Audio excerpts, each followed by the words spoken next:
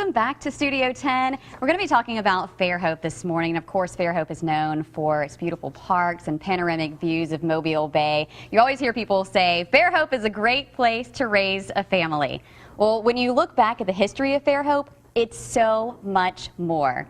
Dean Mosier and his daughter Megrez took a look back and wrote a book about it called The Spirit of Fairhope. And it's the first book published by locally owned bookstore Page & Palette. And it's nice to have you both with us this morning, taking a look back at the city of Fairhope, what is now Fairhope. It was founded as an experimental community. Yes. So give us a little bit of history of how Fairhope came into being. Well, the wonderful thing about Fairhope, it's one of the only towns or cities anywhere in the world that was founded on a book, which was written in 1879 by the famous economist Henry George.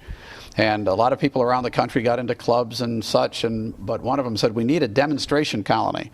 So in 1894, they gathered up and came down here and came to this area. And someone in the group said, I think it has a fair hope of success, and that's how Fairhope got named. Very interesting if you didn't know that, Fairhope. Very, very cool. So in your book, you introduce some unique people who have lived in Fairhope, who do live in Fairhope. Is there any one person who really sticks out to the both of you?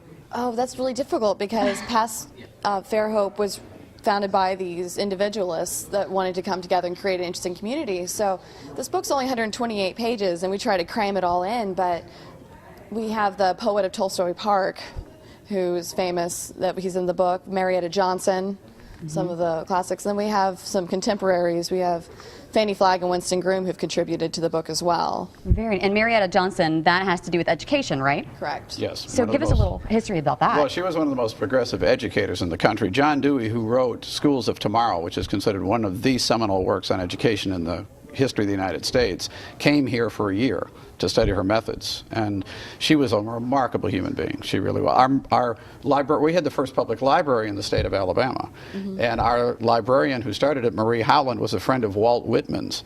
So we've had an incredibly intellectual community just since it's the beginning, and a lot of free thinkers and a lot of crazy characters too. That's one of the things that really makes Fairhope such a great place. And I also read that you guys have stories that maybe none of us have ever heard before, just stories that were passed down from your family or from friends. Can you share one with us? Well, her grandfather. Go ahead and talk about your grandfather. Oh boy, Craig Sheldon came to Fairhope when he was a child. He lived up in Tennessee during the Depression, and he came down and he saw that Fairhope was a great place where he could always provide for his family through the bay or in the woods. So in the 40s, I found some letters when he was in the war saying that he wanted to come and get land in Fairhope. And so I found one of those letters and put it in the book. Very interesting. So you can see that in the book. And also something interesting you may or may not know about Fairhope. The original Monopoly board has roots in Fairhope. Absolutely. Lizzie Maggie, who lived in Arden, Delaware, was an ardent single taxer. And the Monopoly game was designed as a single tax learning game.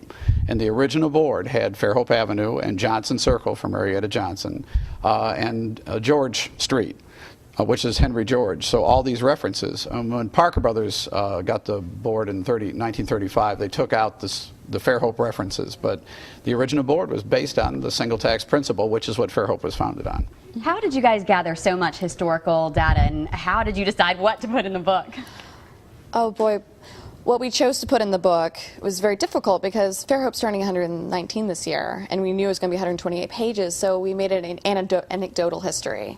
Like, I was born and raised in Fairhope. Dad's been in Fairhope for 40 years. So we've been collecting it all this time. And see, when I came to Fairhope, I met an awful lot of old-timers who actually knew the founders way back 119 years ago. And so I've cut my teeth when I first came to Fairhope on these wonderful old stories, and I've been collecting them and helping to make a few of them in the last 40 years. Oh, I bet there are so many. Oh, there are a lot, and it's really a great place. It's a truly, and everybody who goes to Fairhope understands there's something different, that there's something magical about it, and that's what this is to try to do, is to try to give you an idea of what the spirit of Fairhope actually comes from. Okay, well, it sounds like it's going to be a wonderful book, doesn't it? So the spirit of Fairhope.